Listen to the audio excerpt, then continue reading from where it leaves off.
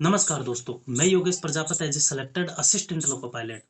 दोस्तों, आज की वीडियो में हम बात करने वाले हैं, अगर आपको आरआरबी एएलपी में फाइनल सिलेक्शन लेना है तो इसके लिए आपको सीबीटी 2 के पार्ट ए में मैक्सिमम स्कोर करना अति आवश्यक है। क्योंकि जब तक आप पार्ट ए में मैक्सिमम स्कोर नहीं कर सकते, आप सिलेक्शन नहीं ले सकते एग्जाम में। ये सब आपको अच्छे तरीके से पता होगा, क्योंकि और सब्जेक्ट आप कितने भी पढ़ लीजिए वो मायने नहीं रखता है। आप सीबीटी 1 में कितना भी स्कोर ले लो मायने नहीं रखता है। आप ट्रेड में कितना भी स्कोर कर लो मायने नहीं रखता है। एक आपको सीबीएटी में, उसमें आप कितना भी स्कोर कर सकते हो, 20, 21, 22, 23, बस। इससे ज्यादा स्कोर आप उसमें भी नहीं कर सकते।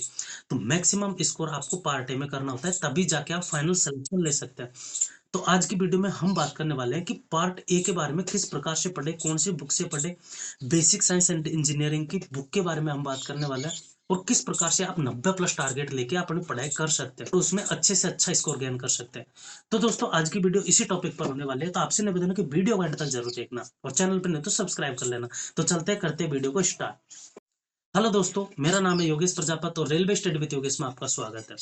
दोस्तों, जैसा कि आप सभी को पता है, आज हम basic science and engineering part A में काफी ज्यादा इंपॉर्टेंट सब्जेक्ट है, क्योंकि इसी के बलबूते पर आपके 50 क्वेश्चन इसी से पूछे जाते हैं, और 50 क्वेश्चन आपके मैथ और रीजनिंग के पूछे जाते हैं, जो कि सभी स्टूडेंट द्वारा हल कर लिए जाते हैं। उसमें कोई बड़ी बात नहीं है।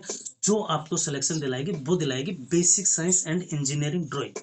तो आज की वीडियो में हम इन्हीं की बुकों के बारे में बात करने वाले हैं कि कौन सी बुक है जो आपके लिए काफी ज्यादा इंपॉर्टेंट होने वाली है, और कौन कौन सी बुक है जो मैंने पढ़ी है। तो दोस्तों, मेरे पास दो बुक है, और दोनों बुकों के बारे में मैं अच्छे तरीके से आपको बताना चाहता हूँ, और आपकी जो इच्छा है वो ही बुक आप परचेज कर सकते हैं, कोई दिक्कत वाली बात नहीं है।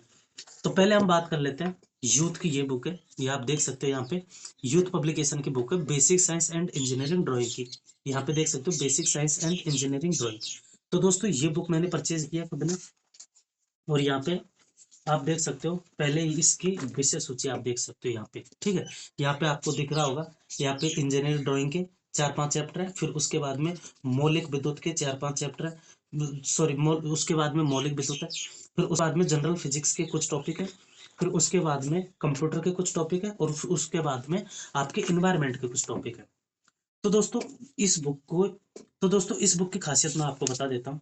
पहले जैसे आपके ड्राइंग है, यहाँ पे आप देख सकते हो, ड्राइंग का ही पहला चैप्टर है, और मैंने इसको पढ़ भी रखा है अच्छे तरीके से, ठीक है।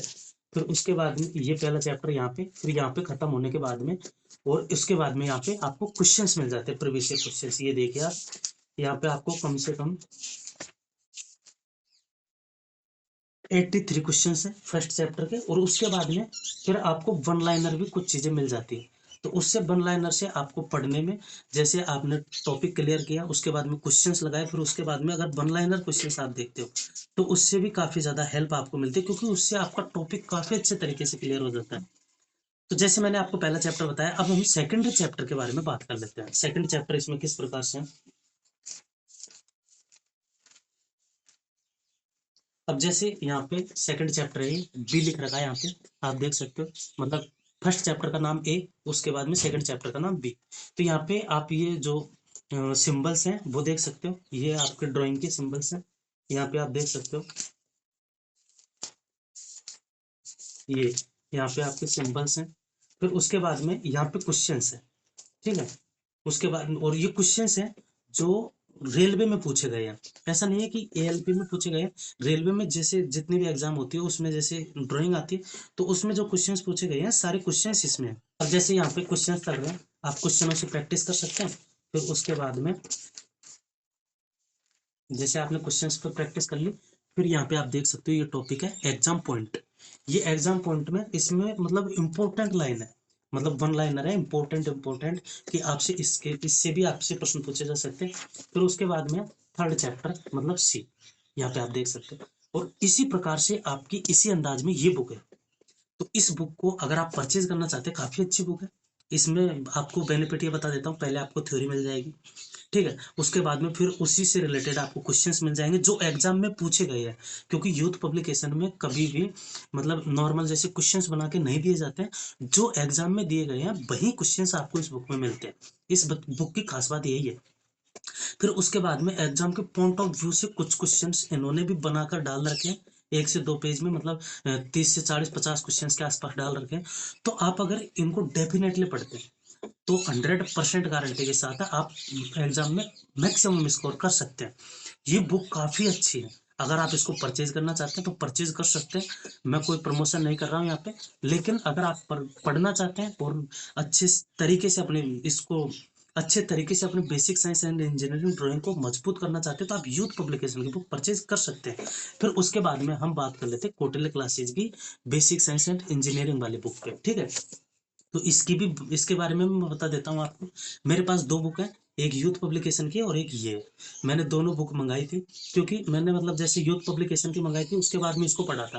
फिर आपकी तरह मुझे भी विश्वास नहीं हो रहा था कि यार पता नहीं यूथ में से मिलेंगे या फिर नहीं मिलेंगे। और जैसे टीचर्स प्रमोशन करते हैं अपने बुकों का, आपको भी पता है इस बात का। तो इस वजह से फिर मैंने पंडेल सर के कहने से ये बुक भी मंगा ली। मन की ठीक है यार, ये इस बुक को भी मंगा लेते हैं, क्या काम है, रिस्क नहीं ले सकते, अच्छे से अच्छा स्कोर करना है हमें। फिर उसके बाद में इस बुक की भी खास बात मैं आपको बता देता हूँ। जैसे यहाँ पे आपको ये सारे चैप्टर्स मिल जाते हैं जो आपके यूथ में है, वही चैप्टर्स में वही सेम सेम चैप्टर है। एक भी क्वेश्चंस मतलब एक भी चैप्टर इधर से उधर नहीं है। फिर उसके बाद में हम बात कर लेते हैं इसका फर्स्ट चैप्टर के बारे में। जैसे ये आपका ड्राइंग उपकरण है, फर्स्ट चैप्टर है, ठीक है। अब इसमें फर्स्ट चैप्टर है, इसको देख लेते हैं पहले।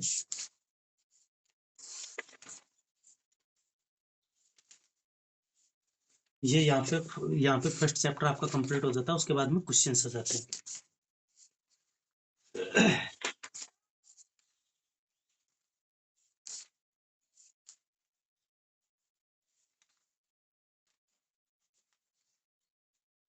इस बुक में आपको 135 क्वेश्चंस मिलने वाले हैं फर्स्ट चैप्टर में, ठीक है। और उसमें यूथ वाली बुक में आपको 83 84 कुछ के आसपास क्वेश्चंस थे, इसमें 135 क्वेश्चंस है। और बाकी सारी डिटेल सारी चीजें यूथ पब्लिकेशन की बुक की तरह ही है। मतलब अगर आप यूथ पब्लिकेशन बुक परचेज करते हैं तो भी कोई दिक्कत नहीं है, अगर आप ये पंडेल सर की बुक परचेज करते हैं तो भी कोई दिक्कत नहीं। मेरे हिसाब से दोनों ही बुक बेस्ट है, आप कोई सी भी बुक पढ़ सकते हैं। फिर उसके बाद में जैसे हम फिजिक्स के बारे में भी बात कर लेते हैं, ड्राइंग तो मैंने आपको बताई थी इस बुक में। अब जैसे यहाँ पे उष्मा एंड ताप है ये चैप्टर, ठीक है, उष्मा एंड ताप वाला। तो यहाँ पे पहले आपको यहाँ पे डिटेल मिल जाएगी उष्मा एंड जो ताप का जो लेसन है उसके बारे में पहले अच्छे तरीके से डिटेल है। फिर उसके बाद में यहाँ पे आपको क्वेश्चंस मिल जाते हैं जो एएलपी में आए हुए हैं और 2018 की जो वैकेंसी है उसमें भी आए हुए हैं, और वो क्वेश्चंस आपको यहाँ पे मिल जाते हैं। और बाकी कोई अलग एग्जाम में आए हैं वो भी क्वेश्चंस आपको मिल जाते हैं यहाँ पे। फिर उसके बाद में जो मतलब इन सर की तरफ से प्रैक्टिस के लिए कुछ क्वेश्चंस दिए गए हैं, वो भी क्वेश्चंस आपको इसमें मिल जाते हैं। मतलब ओवरऑल आपको अगर ये बुक आप परचेज करते हैं तो इससे आपको थ्योरी वहीं क्लियर होगी, जो आपके यूथ पब्लिकेशन से होने वाले वही चीजें आपकी क्लियर होगी। फिर उसके बाद में जो क्वेश्चंस आपके प्रीवियस ईयर क्वेश्चंस हैं वो भी आपको इसी बुक में मिल जाते हैं, वो यूथ की बुक में मिल जाते हैं। उसके बाद में आपको सर की तरफ से कुछ 25-30 क्वेश्चंस के आसपास अलग से प्रैक्टिस के लिए मिल जाते हैं। यही एक अलग मतलब इन दोनों बुकों की अलग चीज है। यूथ में पर्सनल बुक की तरफ से कोई क्वेश्चंस नहीं है, और इस बुक में सर की तरफ से 25-30 क्वेश्चंस आपको एक्स्ट्रा मिल जाते हैं। तो मुझे ऐसे नहीं लगता कि भाई जैसे अगर आप इस बुक को परचेज करते हो तो वो 25-30 क्वेश्चंस आपके लिए काफी ज्यादा इंपॉर्टेंट होने वाले हैं, ऐसी कोई बात नहीं है। आपको पता है प्रीवियस ईयर क्वेश्चंस के बलबूते पर ही आप अपने प्रिपरेशन को स्टार्ट करिए, स्टार्ट उसके हिसाब से ही आप चलिए। क्योंकि ऐसा नहीं है कि जैसे आपने 25-30 क्वेश्चंस आपके मन से भी आप 70-80 क्वेश्चंस बना सकते, 100 क्वेश्चंस बना सकते। तो ऐसे क्वेश्चंस बनाने में कोई दिक्कत नहीं है, उनको सॉल्व करने में भी कोई दिक्कत नहीं है। तो ऐसा तो आप खुद से भी कर सकते हैं, ऐसा नहीं कि जैसे इसमें 25 क्वेश्चन है तो आप इसी बुक को परचेज करो। भाई यूथ पब्लिकेशन भी काफ़ी अच्छी बुक है और ये भी काफ़ी अच्छी बुक है, मुझे दोनों में कोई खराबी नज़र नहीं आ रही है मेरे हिसाब से। क्योंकि मैंने आपको पहले भी बता रखा है, मुझे वो ही बुक पसंद आती है जिसमें प्रीवियस ईयर क्वेश्चन हो, वही बुक मैं हमेशा परचेज करता हूँ। दोनों बुकों में प्रीवियस ईयर क्वेश्चंस हैं, हमें मतलब ही प्रीवियस ईयर क्वेश्चनों से है। किसी मतलब जो टीचर जो ये मतलब कौटिल्य सर ने यहाँ पे डाल रखे हैं ना, पिंडल सर ने इसमें जो 25-25 30-30 क्वेश्चन एक्स्ट्रा में, मैं सच्ची बता रहा हूँ मैंने एक भी क्वेश्चन नहीं निकाला होगा उसमें से। मैं आपको मतलब जैसे अगर मैं निकालता तो मैं चिन्ह भी लगा देता कि भाई कौन सा क्वेश्चन से मेरे से नहीं आ रहा है। अब यहाँ पे आप देख लीजिए अभ्यास क्वेश्चन, यहाँ पे प्रैक्टिस क्वेश्चंस आपके स्टार्ट हो रहे हैं। यहाँ से आप यहाँ पे देख सकते हो, उसके बाद में इस चैप्टर में आप देख सकते हो एक भी पेन का टिक आपको नहीं मिलेगा, ये देख सकते हो। फिर उसके बाद में यहाँ पे इसके आंसर किए, तो ये आप देख सकते हो मैंने एक भी क्वेश्चन पर्सनली इस बुक से मतलब जो टीचर्स ने डाल रखे हैं वो क्वेश्चन मैंने एक भी नहीं निकाला है। तो ऐसा नहीं है कि भाई जैसे अगर आप इन क्वेश्चनों को निकालोगे तो आप ज़्यादा धुरंधर बन जाओगे, ऐसा कुछ भी नहीं है। प्रैक्टिस के लिए आप टेक्स्ट बुक हमेशा यूज़ करते ही है। टेक्स्ट बुक नहीं तो या फिर कोई अदर ऐप तो यूज़ करते होंगे प्रैक्टिस के लिए, मॉक टेस्ट के लिए, तो वो आपके लिए सफिशिएंट है प्रैक्टिस करने के लिए। तो 20-25 क्वेश्चनों से कोई बेहतरीन प्रैक्टिस होती भी नहीं है, ऐसा कोई बात नहीं है। लेकिन हाँ, मैं विरोध भी नहीं कर रहा हूँ और मैं ये गलत भी नहीं बता रहा हूँ, लेकिन ये चीज़ें सही है। आप यूथ पब्लिकेशन लोगे तो भी आपको कोई दिक्कत नहीं है, अगर आप पेंडेल सर के लेते हो तो भी आपको कोई दिक्कत नहीं है। तो आप जो भी बुक आपके पास हो, अगर आपने परचेज कर लिया तो उससे पढ़िए, नहीं परचेज की है तो आप किसी भी बुक को परचेज कर सकते हो, बिल्कुल आपको कोई दिक्कत नहीं मिलेगी।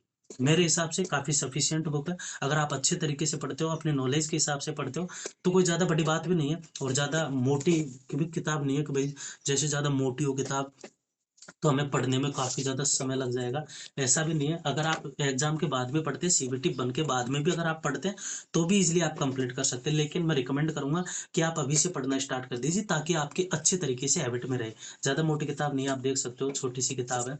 आप मैक्सिमम है इसको 1 महीने में कवर ब 1 महीने में आप इसको 10 बार पढ़ सकते हो। 10 बार भी नहीं तो आप 5 बार तो कम से कम पढ़ ही सकते हो भई। क्योंकि आपको भी पता है 1 घंटे तो आप पढ़ेंगे नहीं, कम से कम आप 3 से 4 घंटे के आसपास देंगे। अगर जैसे आपका सीबीटी 1 लग जाता है उसके बाद में आपको ट्रेडर बेसिक्स हैं, यही बुक तो पढ़नी है और पढ़ना है क्या है। मैथ्स रीजनिंग सभी की कंप्लीट होती है तो उस पे कोई ज़्यादा फोकस करता नहीं है। तो अगर आप अभी से पढ़ना चाहते हैं तो काफ़ी अच्छी बात है, क्योंकि आपसे अभी से ही आपकी हैबिट में रहने लग जाएँगी ये सारी चीज़ें।